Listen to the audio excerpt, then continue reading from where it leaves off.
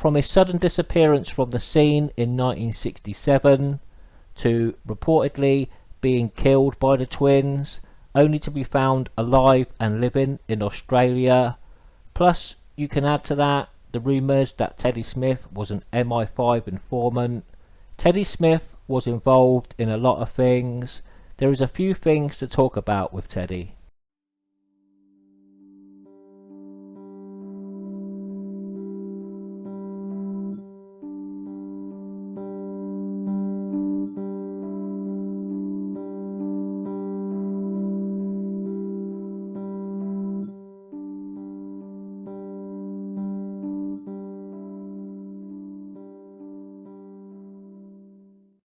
Hello and welcome to another video. In this one we are going to take a look at Teddy Smith, probably the most interesting member of the firm bar the twins themselves. I did touch on things with Teddy Smith briefly in my video about the Kray firm and also in another video, but I feel Teddy needs his own video as he was involved very heavily with the twins and especially Ronnie Kray. Edward Smith, or Mad Teddy Smith, was very close to the Kray twins for quite a long time. He first came into contact with them at the Double R Club that the twins owned in Bow Road, East London. It was the first real club that the twins owned. It was situated at 145 Bow Road. From here, Teddy got himself into the twins' circle of friends. Around this time, the core members of what was to be called the firm was forming. Well, the first real iteration of the firm. It's always good to look at the Kray firm in two parts. The first being from around 1957 until about 1966, and then from 1966 until the twins' arrest in May 1968. Some members drifted away around 1966, like Mickey Fawcett and Johnny Davis, and they were replaced by people like Tony and Chris Lambriano and Connie Whitehead. There were a few members of the firm that pretty much stayed right through these two periods, people like Limehouse Willie and Big Pat Connolly, and Teddy Smith was also one of these. Teddy Smith came on the scene in the Double R Club shortly after coming out of prison for theft of a car. He had previous convictions before then, ranging from armed robbery to assaulting a police officer. Firm associate Mickey Fawcett says of Teddy Smith, he was sort of middle class. He used to walk around with a little dog and a cigarette holder. He was gay, but he wasn't camp. Nothing effeminate. When asked what Teddy Smith done for the Krays, Mickey Fawcett says, I don't know, he was just there. The role that Teddy played in the firm, like with most of the other members, is not completely known. As Mickey Fawcett says, about 70% of the firm seemed to be made up of drivers for the twins. In those early days of the firm at the Double R Club, Teddy Smith was responsible for bringing the Till brothers into the fold. Well, at that point it was just Alfie Till. Teddy already knew Alfie and invited Alfie Till to go and have a drink with him at the Double R Club and to meet the Colonel, Ronnie Kray.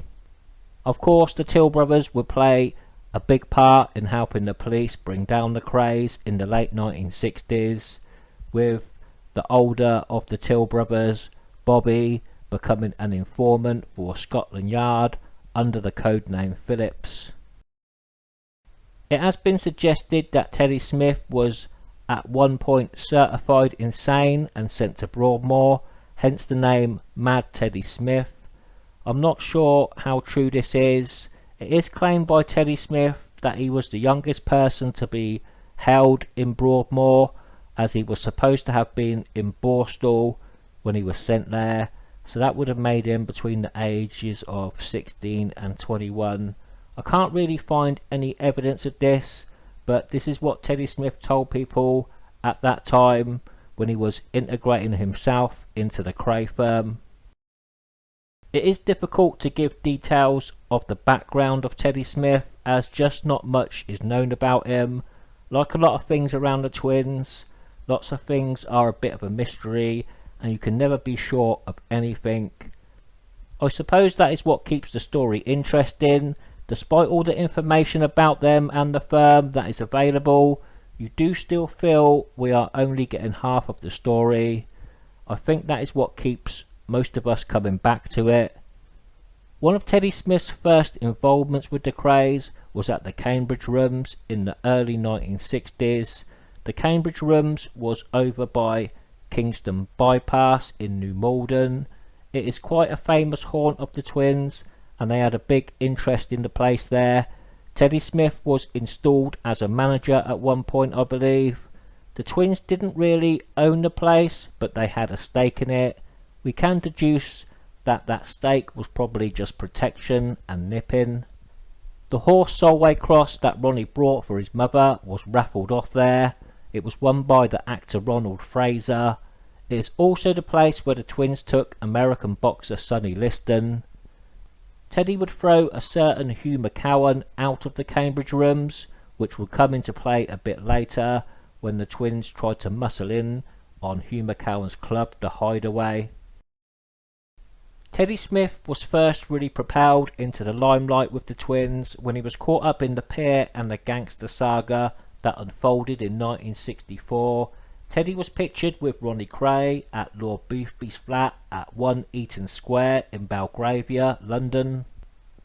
In one picture, Teddy can be seen leaning over and handing Lord Boothby a drink with one hand, while a cigarette in a holder burns in the other, with Ronnie Kray seated next to Lord Boothby looking on. In another picture taken at Boothby's flat the same day, Teddy Smith can be seen with Ronnie Kray and Lord Boothby stood in front of a mantelpiece, laughing in what seems a jovial atmosphere. Ronnie Kray was at Boothby's flat that day to discuss matters concerning a building project in Enugu in Nigeria. The twins were looking for investors for the project, but Boothby declined the idea. I think Ronnie met Boothby through a man called Leslie Holt, who lived at the same block of flats as Ronnie, which was Cedar Court in Clapton. Leslie Holt was a cat burglar and a lover of Lord Boothby's, and obviously Holt, through his criminal circles, knew Ronnie Kray. Leslie Holt was there that same day as the photographs were taken of Teddy there, and Holt also appeared in a famous photograph seated on a sofa with Ronnie Kray and Lord Boothby. The photographs that day were taken by Bernard Black. Bernard Black was taken along that day by Ronnie Kray to mark the occasion with his photography. In hindsight, it was a bad idea, especially for Lord Boothby. I won't go through the whole Boothby affair here, but as it transpired, out of that scandal we found out that Teddy Smith was actually in a sexual relationship with Labour MP Tom Dryburgh, who attended sex parties along with Lord Boothby at Ronnie Kray's flat at Cedar Court. Blue movies were shown at these parties, amongst other things that I won't go into, but most things that Ronnie's guests requested were catered for. It is said that there was pictures taken at these parties in which Boothby and Dryburgh, amongst others, were in compromising positions, and Ronnie Kray was saving these for a rainy day. But it is said that these photographs were burned by mistake when the twins' door went in at their mother's flat in May 1968. Despite being in the pictures that were involved in the Boothby scandal, I don't think Teddy Smith was named during that time. I don't even think the pictures were published in this country until years later. I think they were published in a French magazine at the time. Of course, as we know, the whole thing blew over, and by 1965 it was all forgotten about. And that takes us into Teddy Smith's second big involvement in things with the twins, and that was his involvement in the attempt by the twins to take some protection out of a club called the Hideaway. I have done a video on this on the channel and Teddy's involvement, so I won't go into great detail here, but Teddy did end up smashing a few things up in the Hideaway club on the twins' behalf, as the twins tried to get some money out of the club. This was done in the form of Teddy just being a stranger coming into the club and causing trouble. Then the firm would go in after and say they could protect McCowan from having trouble like this in the future. The plan went a bit wrong though when Teddy was recognised by Hugh McCowan from the earlier incident at the Cambridge Rooms, where McCowan was ejected from the club by Teddy Smith. So McCowan knew by then that this was a set-up by the twins. At a meeting at the twins' haunt, the Glenray Hotel, Hugh McCowan brought up the Teddy Smith incident when Ronnie asked if there had been any trouble at the Hideaway Club. McCowan said, "As a matter of fact, I have. One of your old friends paid me a visit and smashed the place up." "Who was that?" asked Ronnie Kray. "Ted Smith," replied McCowan. "Well, he is a very violent man. Was he drunk?" said Ronnie Kray. "Yes, he was," said McCowan. Ronnie Kray replied with, "Well, we have dismissed him from the payroll months ago. He used to go around making trouble where we didn't want trouble. Employ a Kray doorman and there will be no more trouble." As we know, all this came to a head when it ended up in court at the Old Bailey, and after quite a while spent on remand and 2 trials, Teddy Smith and the twins were acquitted of all charges of demanding money with menaces. The words of Ronnie Kray saying that Teddy was a very violent man seems to be true. After a drink, by all accounts, Teddy Smith could be very violent. He was a man that used to go into violent fits. He wanted to be, hitting people on the chin for unknown reasons. But despite this, there seems to be no other cases of violence written about that Teddy was involved in, other than the Hideaway incident. But it has been said he was violent when drunk. Teddy confided in Mickey Fawcett once, saying about the twins, "Oh, they get on my nerves. They drive me mad, talking about violence all the time. If only people knew what I did to get myself certified into Broadmoor." That kind of point towards Teddy Smith not being keen on violence normally, so that would tie in with him just participating in it while drunk.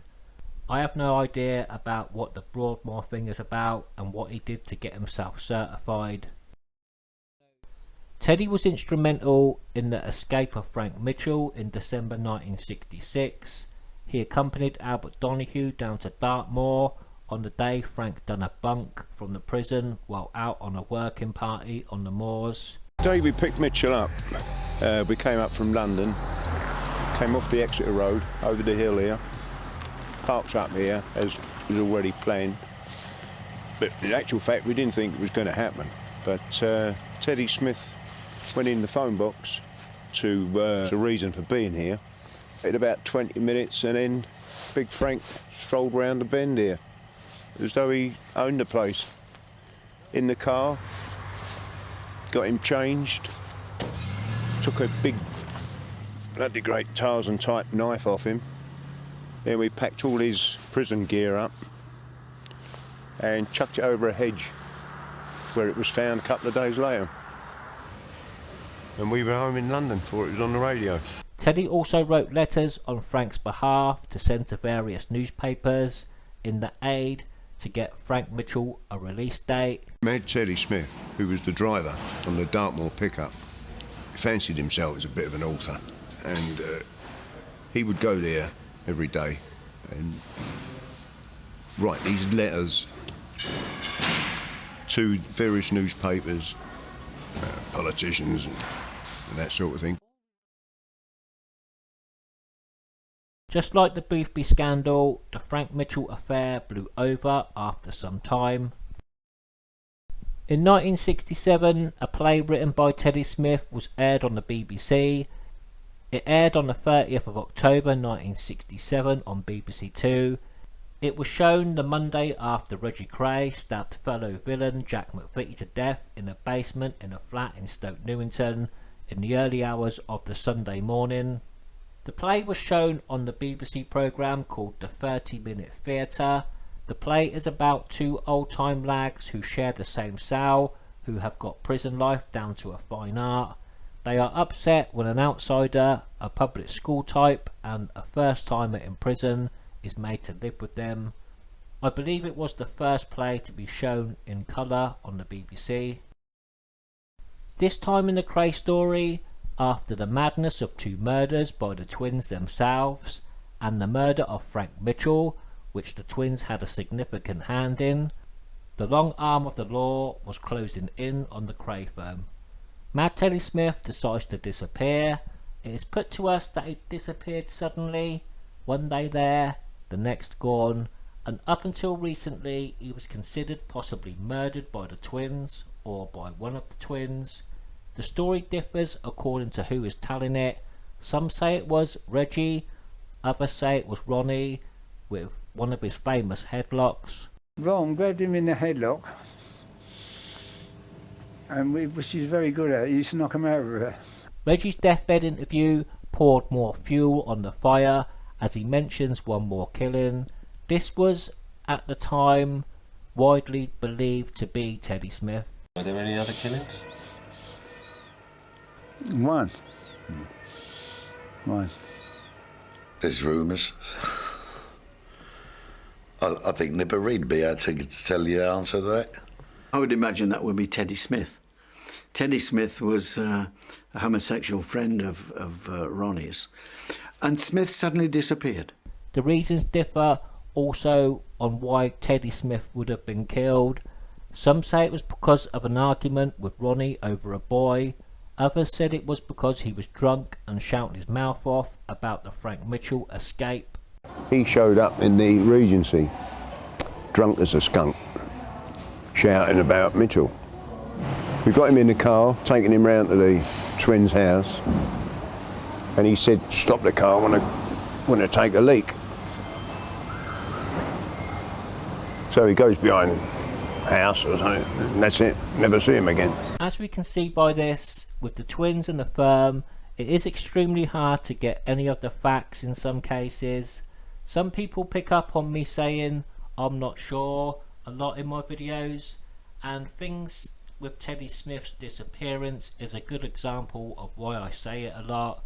The bottom line is none of us know the full truth in things with the twins, or even with other villains like Freddie Foreman, and like I said earlier, it could be why we keep coming back to this subject, what keeps us wanting to know more. With the sheer amount of people involved in this story, you are always going to get conflicting recollections and thoughts. Bobby Till claimed Buller Ward ran into Teddy Smith in London after his sudden disappearance. I assume this was shortly after. I haven't read Buller's book, so I don't know if he mentions it in there. I kind of remember someone seeing Teddy in a cinema queue. Maybe this is where Buller saw him. In Frankie Fraser's 2000 book, Mad Frank's Diary, Frank says of Teddy Smith, "Teddy's done the sensible thing when everyone's been nicked and he goes into hiding. Then Teddy goes up north or somewhere. In 1972, Teddy said he was off to Australia. He wouldn't have been the first to go that route." And this is what we come to, and what I believe. That is that Teddy Smith did indeed move to Australia. The pictures that are about supposedly of Teddy Smith as an older man have too much of a resemblance for them not to be Teddy for me. That coupled with the passport photo. Of course, things can be doctored these days with Photoshop etc. to fit in with the narrative. But why would someone do this? It's a bit too obscure for that to happen, in my opinion. Ray Rose was the man that found out about Teddy and got his photographs and the info on him. Billy Frost was also supposed to have been killed by the twins, but he turned up alive and healthy years later. I don't believe the twins killed Teddy Smith. I believe that there could have been reasons to, though. The Boothby affair, Frank Mitchell. But if we go by that, then half the firm should have been got rid of also. I believe 100% that the man in these pictures is Mad Teddy Smith, and he moved to Australia and then had a brief spell back in England before dying of cancer in 2006. Maybe Teddy had just had enough and decided to get out while he could. The net was closing in on the twins and for those around them, so it would have been a very sensible option to flee. Lots of people drifted away towards the end, and that exodus started when Ronnie Kray decided to walk into a pub at 8 o'clock in the evening and shoot a man in the head in front of witnesses. Then there are rumours that Teddy Smith was an informant for the MI5. These rumours mainly come from the brothers Teal, and while I don't believe everything they say, it could be possible. Teddy could have had some contact with the MI5, but then it begs the question on why he wasn't produced at the trial. In the MI5 files there is a man named as the Source who was feeding information to the authorities, and as the Teals say about this source, it rules out the source being Bobby Till, who was codenamed Phillips. MI5 said of this source, their man could face savage reprisals if his cover was blown. David Till is certain that Smith was the MI5 mole. In his book Surviving the Krays, he says, "Thinking back, I suddenly realised it had to be Teddy. It was the only thing that made sense. Teddy was always hanging around, always listening to everything that was going on. Every time he got nicked, the case would mysteriously collapse, letting Reggie and Ronnie walk." It's interesting stuff, but it is something that we are never really going to know unless the MI5 name Teddy Smith as the source. But there is no doubt that Teddy Smith knew a lot. Teddy seemed to be at the centre of everything bar the killings of Cornell and McVitie. He was dead centre of the Boothby scandal. I can't really offer any answers to this or offer anything new really, and I don't think there is too much more I can say on Teddy Smith. I think I've waffled on for long enough now, but I hope it hasn't bored you. If there's anything you would like to add to what I've said, you're welcome to put your thoughts below in the comment section, or if I've got anything wrong, you're welcome to correct me. I hope you've all enjoyed the video. I'm not sure how long this one is, but I'm sure it's long enough. So that's about it. I'd like to thank you all for watching, and I will see you again in the next one. Teddy Smith was very close to the twins. He was part of their senior management team that met every day in Valence Road and conducted their business meetings. And he was very in with them, there's no question about that. He was quite mad. He was a quite intelligent guy. He could speak a few languages. He was quite well read. And it could hold very deep conversations. But he was a man that used to go into violent fits. He wanted to be hitting people on the chin for unknown reasons.